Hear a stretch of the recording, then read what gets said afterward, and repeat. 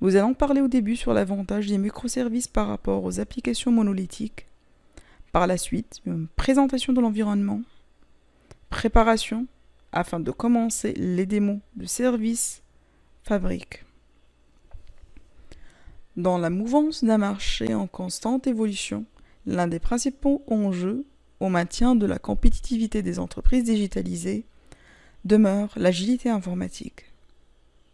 Or, dans leur état actuel, les systèmes IT ont du mal à s'adapter aux dernières évolutions technologiques telles que la mobilité ou l'Internet des objets et à leurs nouvelles exigences. Avec un grand nombre d'interdépendances de services liés au cycle de vie d'un projet IT, chaque modification du code source d'une application monolithique classique peut la déstabiliser dans la maintenance. C'est pour cette raison que les entreprises ont eu recours vers des architectures plus optimisées, évolutives, assurant une disponibilité continue et moins coûteuses en termes de consommation des ressources, et notamment orientées microservices. Un changement de temps plus urgent qu'il est indispensable face à une concurrence agressive, et notamment celle des startups, qui ne sont pas encore encombrées par des infrastructures rigides. Avant de parler des microservices, nous devons comprendre la différence entre l'approche d'application traditionnelle et l'approche d'application de microservices.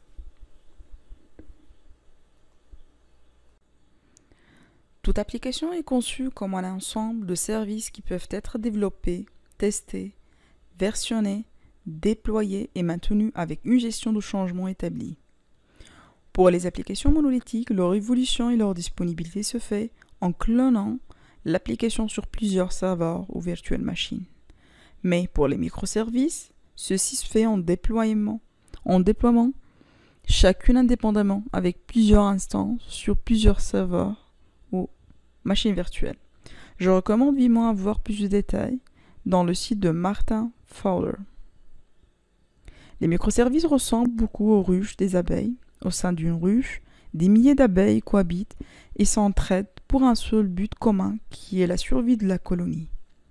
La reine, les ouvrières et les fous bourdons possèdent chacun leurs particularités et doivent alors assumer des tâches bien distinctes. Lors du développement d'une application côté client-serveur, vous pouvez la démarrer avec une architecture modulaire hexagonale ou en couches composées de différents types de composants ou de couches. Commençons par la couche de présentation qui est la couche interface utilisateur qui pourra être une application web, mobile ou client riche. La couche service est responsable à la gestion des requêtes HTTP et de réponses avec HTML ou JSON ou XML. Donnons l'exemple des API et des services web. Il y a la couche logique métier et à la fin la couche d'accès à la base de données. Malgré une architecture logiquement modulaire, l'application est empaquetée et déployée comme un monolithe. Les applications monolithiques sont davantage un package complet unique, ayant tous les composants et les services nécessaires associés encapsulés dans un package. Pour les microservices, l'idée est vraiment simple. Elle consiste à diviser votre application en un ensemble de services plus petits et interconnectés au lieu de construire une seule application monolithique. Chaque microservice est une petite application qui possède sa propre architecture hexagonale composée d'une logique métier avec divers adaptateurs. Chaque microservice exposerait une REST API, RPC ou basée sur des messages. La plupart des services utilisent des API fournis par d'autres services. D'autres microservices peuvent implémenter une interface utilisateur web. Les microservices sont déployés indépendamment avec leur propre base de données par service, donc sous-adjacente. Les microservices nous permettent d'évoluer, de déployer des parties de l'application indépendamment. Ils offrent des grands défis logiciels distribués. Mais, avec ces bénéfices, on ne peut pas choisir toujours cette approche. Car Les microservices sont destinés à de grandes applications distribuées évolutives et à long terme. Et surtout, une recommandation, il ne faut surtout pas sous-estimer la complexité en implémentation et en test aussi. Nous allons présenter maintenant les différentes architectures et modèles du microservice. Donc ce tableau résume les modèles et les technologies modernes à utiliser comme les conteneurs. Il existe de nombreux modèles dont la plupart sont liés ou issus à la conception pilotée par Domain Design Driven. Et nous trouvons ici Service Fabric. Les entreprises ont face à des challenges dans leur passage vers le cloud, car il y a par exemple l'optimisation du développement des microservices à prendre en considération. De même, atteindre une cohérence fiable de l'état des données sans problème de latence, surveillance et gouvernance au niveau global et granulaire, exécution d'applications hautement sécurisées à grande échelle, jusqu'à l'intégration et développement continu.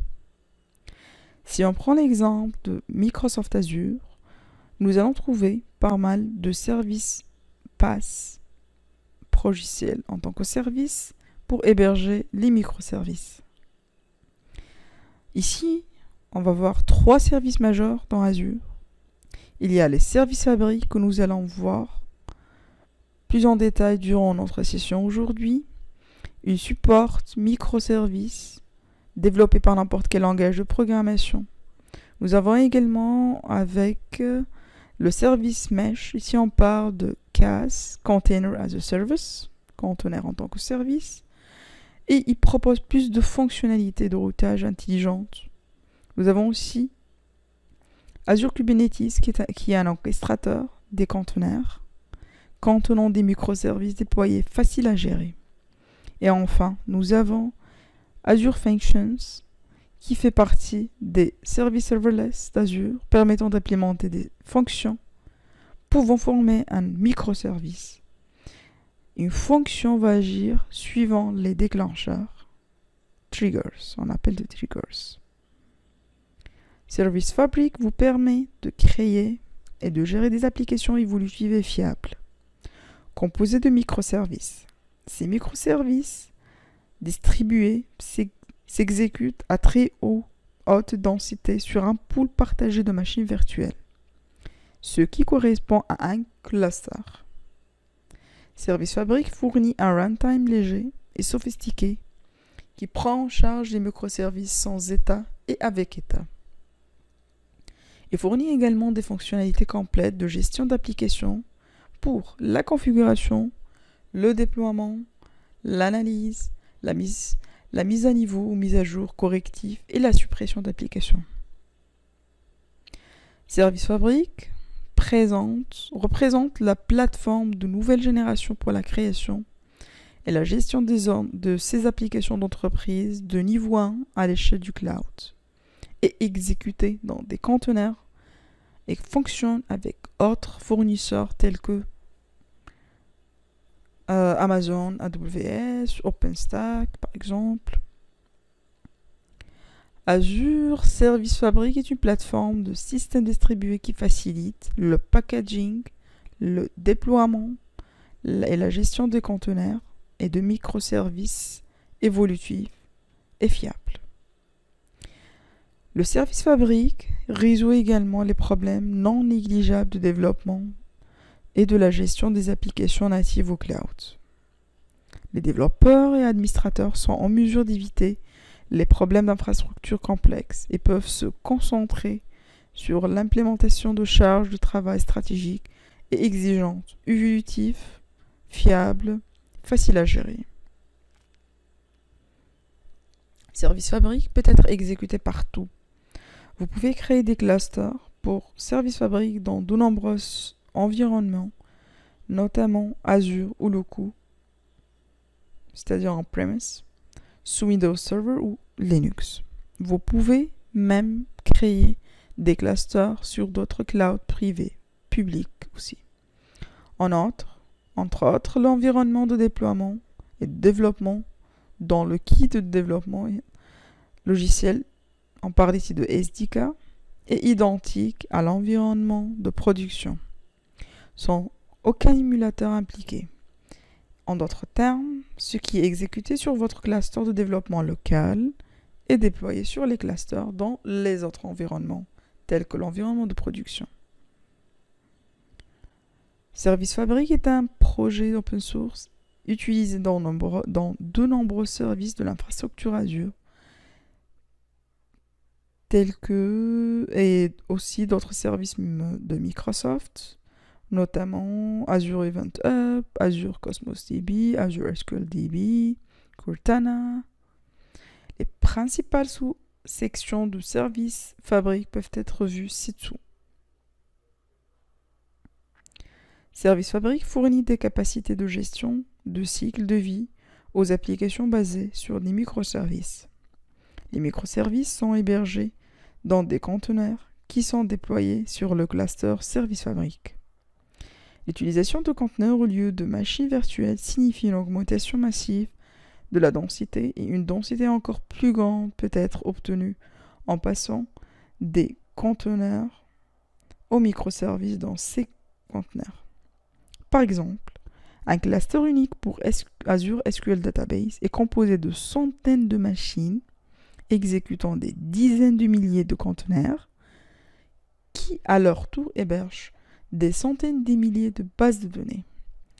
Et chaque base de données est considérée comme microservice avec état Service Fabric. Dans ce schéma, nous avons l'architecture de Service Fabric. Chaque couche possède un rôle spécifique. Par exemple, la première couche à partir du bas, le sous-système du transport est chargé de fournir des canaux de communication sécurisés entre les nœuds d'un cluster Service Fabric. Le sous-système de fédération ci-dessous permet de regrouper logiquement des nœuds physiques ou virtuels dans un cluster, afin qu'ils puissent être gérés comme une unité. Cela aide Service Fabric à effectuer des tâches telles que la détection des pannes, l'élection des leaders et le routage. Le sous-système de transport fournit un canal de communication pour les communications inter- et intra-cluster. Le sous-système de fédération est responsable du regroupement logique des machines virtuelles ou physiques pour former un cluster Service Fabric. Ces sous-systèmes utilisent l'infrastructure de communication fournie par le sous-système de transport pour réaliser ce regroupement. Pour plus de détails, vous pouvez consulter la documentation officielle de Microsoft. Vous trouvez le lien à la fin de cette session. Passons maintenant à la pratique. Avant de commencer, nous devons satisfaire ces prérequis afin de pouvoir configurer notre environnement de développement Windows pour créer Service Fabric. Nous allons commencer maintenant par la configuration de notre machine. Donc, on commence par installer Visual Studio 2019, la dernière version. Vous pouvez également utiliser la version 2017 qui doit inclure les options liées à Docker. Donc ici, comme vous voyez, donc nous avons les trois versions, Community, la version gratuite, professionnelle et entreprise. Donc vous trouvez le lien avec la présentation. Si vous avez déjà Visual Studio 2017 ou 2019, vous pouvez installer Microsoft Azure Service Fabric, le SDK. Sinon, vous trouvez d'autres liens. Donc, comme vous voyez ici, on ouvre, donc si on essaie de vérifier au niveau Visual Studio, on cherche donc Azure Fabric.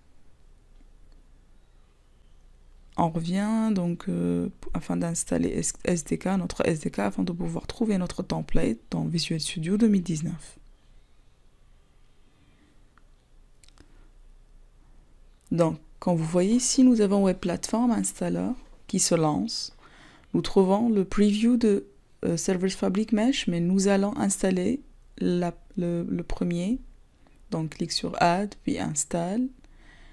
Et l'installation donc va vérifier les prérequis, puis en quelques minutes, notre a été terminé avec le programme Web Platform Installer. Clique sur Exit. Maintenant, on essaie de ouvrir donc Visual Studio 2019.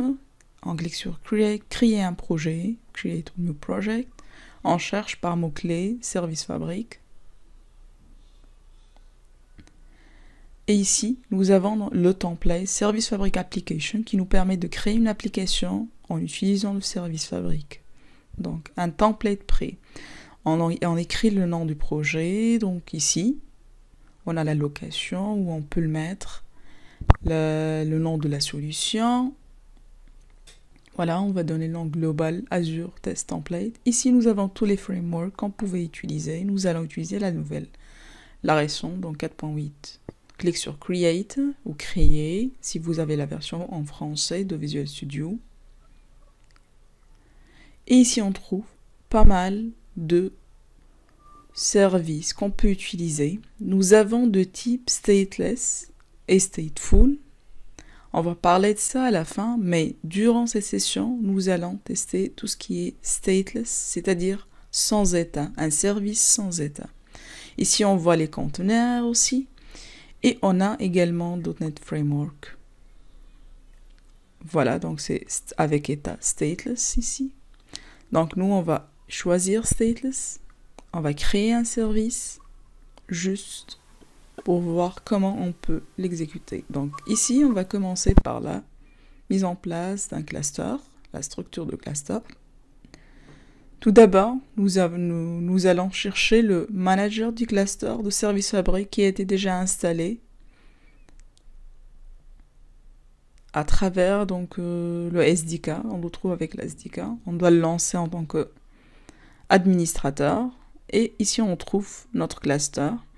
Donc, on doit cliquer sur Start pour pouvoir démarrer le cluster, comme vous voyez ici. Et après, nous allons chercher, on va cliquer sur Manager Cluster ici. On revient. Manage Local Cluster afin de pouvoir accéder à l'interface de gestion des clusters. Ici, on peut choisir un nœud ou 5 nœuds. Donc, ça dépend de ce que vous voulez exactement. Un nœud est suffisant, en tout cas, pour le cas de développement. Mais nous, on va travailler avec 5 nœuds. On a choisi 5 nœuds. Et là, on trouve l'explorateur de Service Fabric. Ici, donc, vous trouvez le système, vous trouvez les applications. Pour l'instant, on n'a pas d'application parce qu'on n'a pas ni compilé, ni publié une application. Mais ici, vous trouvez toutes les caractéristiques liées au nœud, au cluster, les différents nœuds. Je vous laisse découvrir. Nous allons créer maintenant Service Fabric en utilisant Visual Studio. Donc, on vient, on fait créer de nouveau, donc new project, créer un nouveau projet. On va chercher le template de Service Fabric, pas Kubernetes, Fabric, c'est ça. Nous allons donner un nom de projet, donc Service Fabric Démo, et on clique sur Créer, donc le même framework, Créer.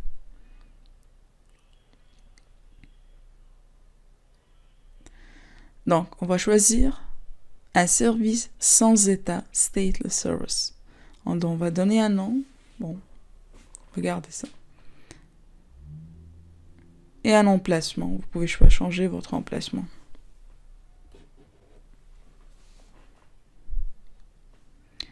Comme vous voyez ici, donc quand on clique, on a le projet. Quand on clique sur Start, on aura ça. Ici, donc maintenant, comme vous voyez ici, nous avons plusieurs instances. Et ceci veut dire que le projet fonctionne correctement. Voilà. Maintenant, on va essayer de récupérer notre Service Fabric Explorer. On a le statut vert, donc ça détermine la bonne santé, on va dire, qu'on n'a pas des erreurs. Et comme vous voyez ici, notre application a été déployée, compilée plutôt. Voilà, avec toutes les informations qu'on a besoin si nous rencontrons des problèmes. Ici, notre application, elle est déployée sur tous les nœuds parce qu'on n'a pas défini déjà ça. Donc, comme vous voyez ici, voilà, tout est bon. Pour l'instant, on n'a pas d'erreur. Revenons donc à la structure de notre projet. Comme vous voyez qu'on l'a créé déjà, qu'on l'a démarré, starté. Ici, nous avons plusieurs parties, comme vous voyez ici. Au niveau de la configuration, on a un fichier applicationmanifest.xml. Là, nous avons donc la valeur 1 pour dire que c'est un seul nœud. La valeur 1 ici. Donc, on peut changer ces valeurs suivant nos besoins. Maintenant, on va revenir ici. Comme vous voyez, on a les 5 nœuds. L'application n'est plus là parce que elle n'a pas été publiée. On l'a juste compilée. Ici, comme vous voyez, on a notre projet avec un fichier service-manifest.xml où on a notre service à état. Maintenant, nous allons publier un service fabrique en utilisant Visual Studio afin de garder ce service en ligne. Donc là, on peut choisir entre un nœud et 5 nœuds. Dans notre cas, on a 5 nœuds. Donc on choisit Local Cluster parce on va déployer une image du cluster. Ici, on va choisir 5 nœuds. Donc, on va cliquer sur Publish ou Publier. Et là, donc, on est en train de publier une image de notre service fabrique. Maintenant, comme vous voyez ici, on va essayer de rafraîchir. Donc, c'est en cours. Là, on a l'application qui est déployée. Même si on clique sur arrêter, l'application, elle reste toujours déployée en tout cas.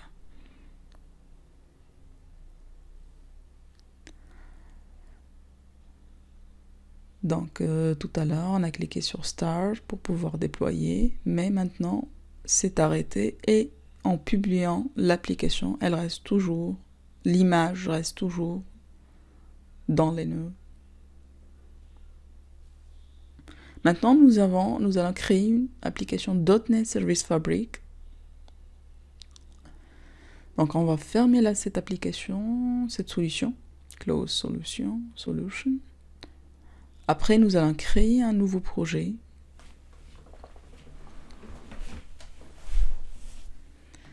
Donc, de même, on cherche le template de Service Fabric Application, on clique sur Suivant, on donne donc le nom du projet. Donc, on va suivre les mêmes instructions, comme tout à l'heure.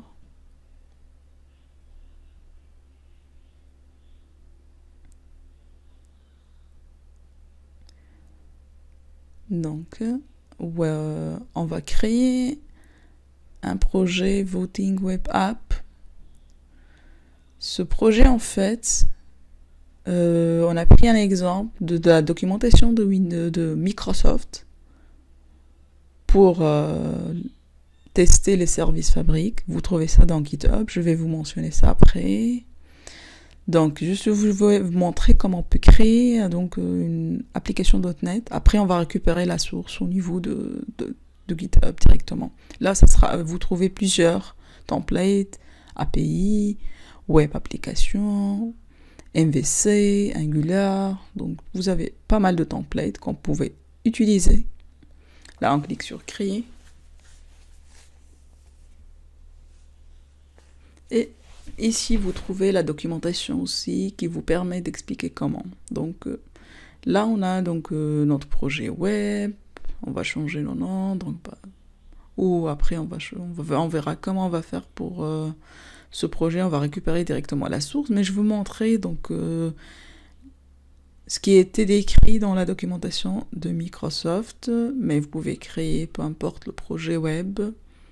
Juste, on remarque qu'on a en haut donc notre service fabrique avec les mêmes packages, application package root, application parameters, avec les mêmes dossiers qu'on a. Et en bas, notre application web qui est une application web MVC.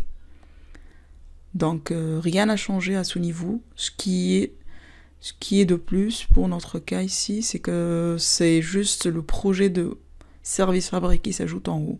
Mais là, quand vous voyez, donc on va ajouter du JS. Donc on va juste copier-coller ce qu'on a ici dans la documentation. Quand vous voyez ici le lien pour créer donc ce projet. On va suivre les instructions. Donc juste pour montrer qu'il n'y a aucune différence entre la création d'un projet MVC et un projet MVC donc inclus dans un service fabrique. Donc là, on va chercher index, on va continuer à copier-coller le code. On a commencé par site.js, on cherche index maintenant. Quand vous voyez l'arborescence ici de la solution, donc MVC, vous trouvez tous les dossiers qu'on connaît déjà. Donc je vais ajouter un bout de code ici pour index. Et de même, donc, il y aura donc une copie pour layout aussi, pour pouvoir ajouter donc les navigations, tout ce qui est nécessaire. Donc là, comme vous voyez, donc on a donc vote, et là, on va supprimer ça pour layout, pour ajouter ce qu'on a besoin. Voilà. Angular, on utilise Angular ici, par exemple. C'est juste une application de vote, on ajoute des votes, les noms donc des gens pour faire le vote. Et bon, voilà. Ça, donc, les différentes étapes pour créer une application .NET, peu importe, donc MVC, API, Web API, peu importe. Ici, on voit donc qu'on a que notre classe hérite de Stateless Service. Vous voyez ici, donc je voulais juste changer ici Voting Web, parce que Web 1, bon, ça n'a pas de sens. Mais bon, sinon, on va récupérer dans tous les cas de GitHub. Je vais vous montrer comment on peut récupérer après, à travers GitHub, la même solution, au niveau en clonant donc la version. Donc GitHub, donc ici, on continue quelques modifications nécessaires qu'on a besoin afin donc de voir. Donc ici, on va ajouter HTTP client pour le using system.net.http. Donc là, donc continue à copier. Donc je vous montre ce qu'on a à faire ici.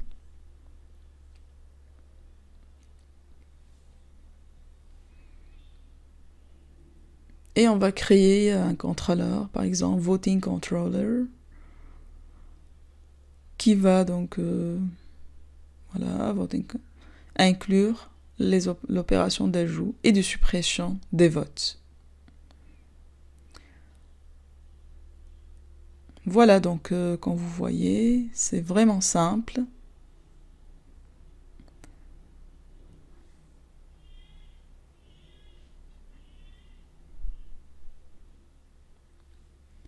Maintenant, donc,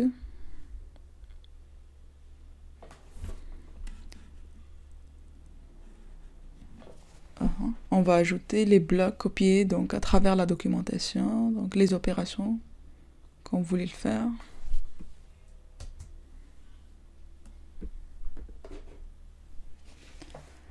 Voilà, donc je vais essayer d'utiliser quelques outils intégrés dans Visual Studio pour nettoyer, donc les using. Là, on a copié, donc on a le get pour ajouter. Là. Elle récupère et ajoute, donc une seule opération qui fait tout, en tout cas, qui ajoute, qui supprime.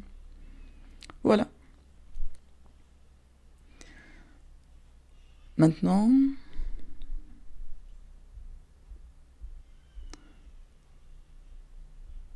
donc, voilà, vous voyez la structure du projet. Je vais juste changer le nom ici, peut-être, ce sera intéressant pour avoir un nom significatif au moins, Voting Web par exemple.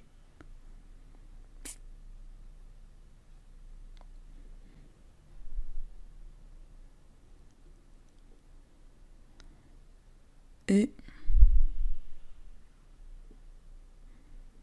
en bas, comme vous voyez, donc en haut, en bas, le changement de nom a déplacé donc le projet. Ici, on va juste compiler donc pour vérifier que tout est bon. Sinon, après, maintenant, je vais expliquer comment vous pouvez ajouter directement. Voilà la solution dans GitHub qu'on est en train de copier. Donc, on pouvait cloner au niveau Visual Studio. On revient à Visual Studio ici. Donc, on va cliquer sur fermer la solution, Close Solution. Et là, on va cliquer sur Clone. On va choisir GitHub. Quand on clique, on aura ça. Puis, on clique sur Clone, cloner, pour avoir une copie.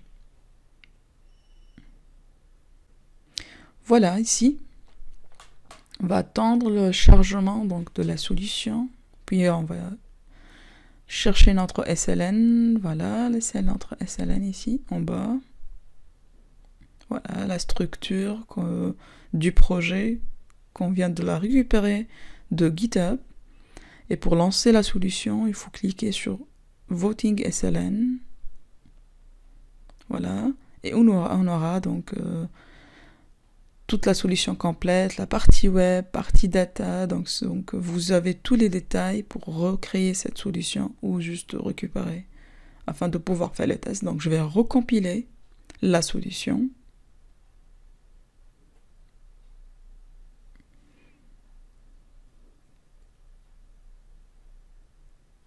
Puis, on clique sur Start.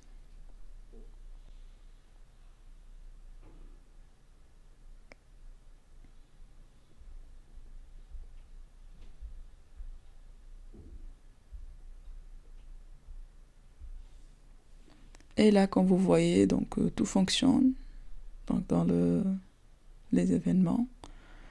Maintenant, ce qu'on va faire, on va vérifier. Oui, il est là, notre application. Donc, nous avons l'ancienne application, la démo. Donc, et là, c'est l'application de voting. On voit ici les deux projets qu'on a dans notre solution, la partie data et la partie web.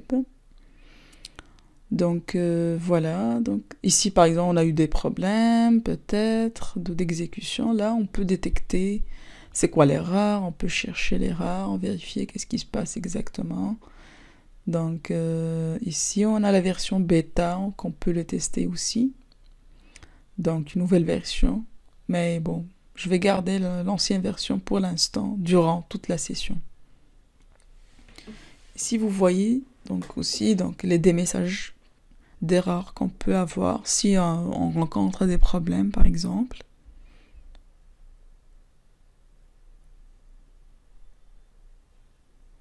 Par la suite, voilà, nous allons vérifier ici, si on réfléchit. Voilà, une application, parce qu'on n'a pas encore déployé notre application, on a juste l'ancienne pour l'instant, donc je vais sortir de mode bêta. Donc là, tout est bon, vert, on a une seule application qui est l'ancienne application. Maintenant, ce qu'on va faire... Donc là, comme vous voyez encore, donc ce qu'on va faire, on va voir notre application, donc on va choisir le bon port, on va mettre le port 8080.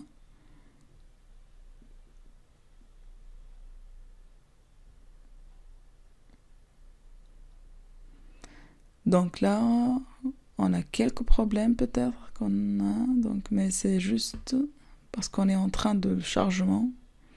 On a la liste des nœuds. Voilà, tout est bon maintenant. On n'a pas d'erreur. Et notre application de vote est comme suit, donc Service Fabric, Voting Sample. On va ajouter, supprimer, donc vous pouvez faire ce que vous voulez. C'est juste un exemple trop simple, juste pour voir comment on peut utiliser Service Fabric en mode sans état. Durant la session, on va juste mettre le focus sur le mode sans état.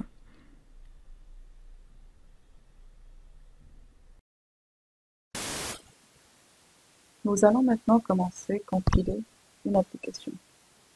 Donc, on va cliquer sur le projet, clic droit, publier. Et ici, on trouve toutes les propriétés nécessaires. Nous, on va publier sur Azure Fabric. Donc, on va choisir de créer un nouveau cluster. On va remplir toutes les informations nécessaires ici. Donc, notre compte d'inscription, location, donc tout ce qui est nécessaire pour créer, donc, comme dans le portail d'Azure. Donc ici, on va définir le nombre de nœuds. Donc nous, ici, on a 5.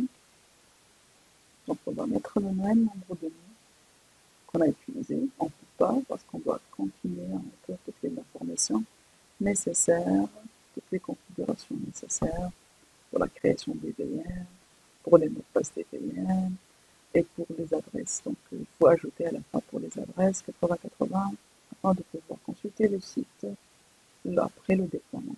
Donc je vais remplir toutes ces informations. Je passe, si je confirme. Voilà, donc username, password de machine virtuelle, de la machine virtuelle, comme vous voyez. Et on va choisir donc, le plan de voiture. Donc ça dépend de la facturation ici, donc de notre utilisation. Ça dépend aussi au niveau de la facturation. Donc là, donc, on attend la compilation, la publication.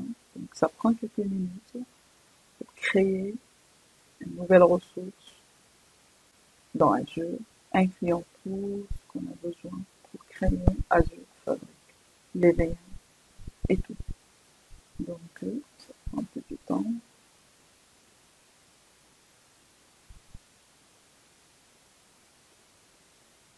Comme vous voyez ici, donc la progression.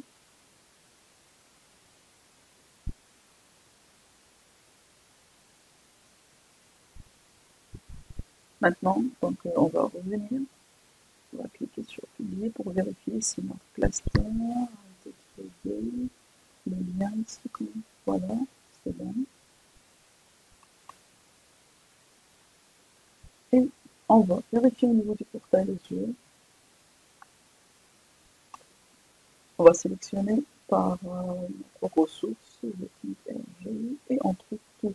Comme vous voyez ici, pas mal de ressources ont été ajoutées, donc on va essayer de voir au niveau. On va publier maintenant directement dans Azure Fabric pour pouvoir récupérer les liens nécessaires et voir notre application. Donc on vérifie ici. Ok, c'est là, c'est bon. Tout est créé, c'est-à-dire ici les propriétés, les informations nécessaires. Donc je reviens juste pour voir. Je reviens ici. Donc on a en haut le lien de notre application. On a les mots ici, comme vous voyez.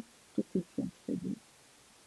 Donc tant que le statut est vert, donc tout est bon. Maintenant on peut publier en issue. Donc on choisit Cloud XML, parce que c'est pour le cloud. Et on clique sur Publish.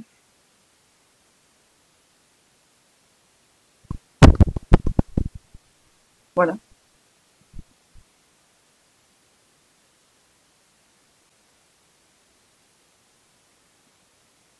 Maintenant, on va voir, on va essayer, ça prend quelques minutes pour se lancer. On revient vers notre service Fabric. Donc il y a une mise à jour. Là, on va vérifier Azure Fabric Explorer, comme vous voyez ici.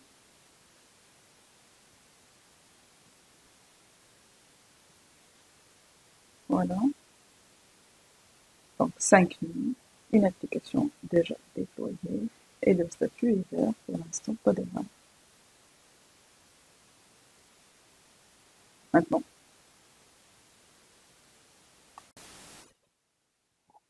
Maintenant, nous allons voir notre application après le déploiement.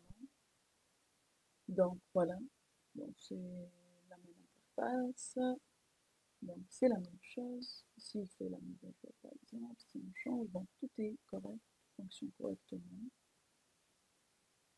Comme vous voyez ici, donc déployé, voilà. Maintenant, donc voilà. Dans la suite, on va essayer d'utiliser les conteneurs Docker dans Service Fabric. Donc voilà, on va voir comment ça se passe. Donc c'est quoi Docker? Docker, c'est un conteneur qui facilite la création, le déploiement et l'exécution d'applications à l'aide d'une approche de containerisation. Les conteneurs sont légers et prennent moins de temps à démarrer que les serveurs traditionnels. Il augmente également les performances et les coûts tout en offrant une gestion appropriée des ressources. Un autre avantage de l'utilisation de Docker est que vous n'avez plus besoin de préallouer de la RAM à chaque conteneur. Ici, on voit l'avantage des conteneurs si on veut juste faire un lift and shift, et on peut même modifier et optimiser vers les microservices. Ici, on parle de restructuration d'une nouvelle architecture. Maintenant, nous allons compiler et exécuter un Docker container dans Service Fabric. Donc, on revient vers les templates. On utilise le même template Service Fabric afin donc de créer notre image comme d'habitude. On donne le nom donc, au projet. Clique sur Create. Et on va choisir Container ou Conteneur si vous avez la version française. On donne ici le nom de notre image. Et après, on va copier une image. J'ai déjà une image dans Docker Hub, donc je vais la copier directement. Vous pouvez utiliser n'importe quelle image publique. Dans ce cas, vous n'êtes pas obligé à mettre votre nom d'utilisateur et les coordonnées spécifiques à cette image. Ici, comme vous voyez, j'ai Docker Desktop Community qui est déjà installé et lancé afin de pouvoir compiler les conteneurs. Donc, voilà. Donc, je copie ici l'image. Je fais une copie tout simplement de l'image directement et je mets toutes les informations nécessaires. Comme j'ai mentionné, vous pouvez utiliser en début donc une image publique. Ce sera plus simple à compiler, à exécuter votre image Docker avant de commencer à créer des conteneurs, des applications. Donc là, on lance le projet et nous allons remarquer après dans la structure du projet qu'il y a donc dans la configuration l'image, notre image ici, comme vous voyez.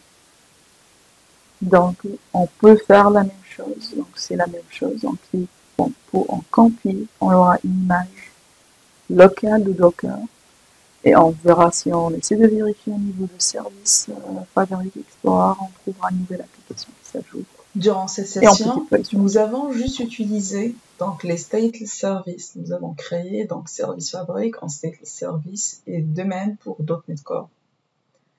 Donc pour ce cas, il y a aussi donc le stateful service dont l'état est stocké déjà dans un service. On n'a pas pu couvrir aujourd'hui donc ce concept, ça sera peut-être pour une autre session.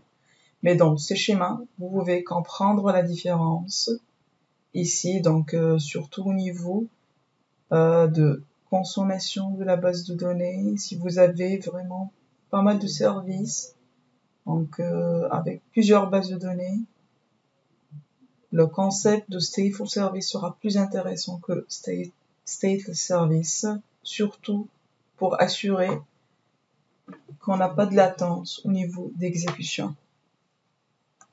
Donc en conclusion, donc nous avons essayé aujourd'hui de couvrir un peu de concepts sur les microservices, pas en détail au niveau d'architecture et pattern, mais juste pour pouvoir parler par la suite sur les services fabriques et l'architecture, préparation de l'environnement, création donc d'un cluster, service fabrique, déploiement en utilisant donc Visual Studio en local sur Azure. Donc, tout ce qui est monitoring et diagnostic, on n'a pas eu le temps aujourd'hui à y parler vraiment, mais surtout, quand on a parlé au niveau de Service Fabric Explorer, on a parlé on a dit peut-être on a des erreurs, peut-être on n'a pas des erreurs. À ce niveau-là, on peut voir, on peut faire le monitoring, la supervision, disons, de notre application, de l'infrastructure. On peut couvrir plus même. Et si on part au niveau Azure, on peut trouver donc Azure Monitor qui nous permet donc vraiment de faire une bonne supervision de toute nos VM, des services, des applications, ainsi de suite. Donc à la fin, on a essayé donc de voir comment on peut créer donc un conteneur déployé sur Service Fabric. Donc je vous laisse ici pas mal de références qui peuvent vous aider à comprendre mieux les Service Fabric et surtout donc la documentation Microsoft. Il y a aussi donc une formation sur LinkedIn Learning qui est très intéressante. Je vous recommande vivement à la voir. Et donc je vous laisse avec ces références pour approfondir plus sur le Service Fabric. Donc je vous remercie d'avoir assisté. Je suis vraiment désolée donc des problèmes techniques qu'on a rencontrés aujourd'hui lors de la diffusion. Donc comme vous connaissez, donc c'est le confinement. Donc on peut rencontrer pas mal de problèmes avec la présence des enfants donc et tout. Donc j'espère qu'on se voit bientôt. Et bonne santé. Merci.